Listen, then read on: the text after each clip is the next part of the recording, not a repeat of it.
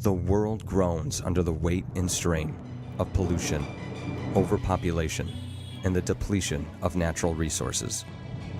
Earthquakes, hurricanes, volcanic eruptions, floods and tornadoes ravage the globe each year with primordial fury. In the U.S., these kinds of disasters have increased in frequency and catastrophic impact, costing nearly $1 trillion in damage and economic losses over the last 15 years. In the aftermath of our turbulent world of destruction, there is a predominant group of people who are compelled to respond compassionately to the tragic loss of life and homes in their communities. They are the church.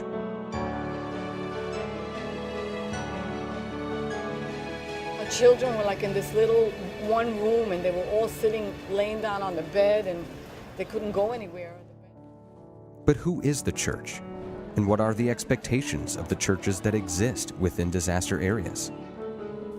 Explore with Cody Terry in a search to understand why the church and parachurch organizations are so compelled to tirelessly serve disaster victims, how some churches are thrust into providing disaster relief, and how churches are best suited to mobilize that relief in the U.S. and around the world.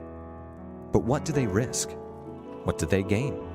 And what happens when need turns to greed? Will they survive the storm? It seems some organizations are overcomplicating things by being too calculating. See how 3 organizations work in the field of disaster response. Find out why there is little more than 2 to 3 weeks to raise recovery funds before the media and nonprofits leave. Because when they leave, so does the money. The big story you're following tonight, President Trump declared a national... Yet when Jesus wanted to feed the 5,000, his disciples, they wanted to send them away because they too calculated that there were too many and they didn't have enough.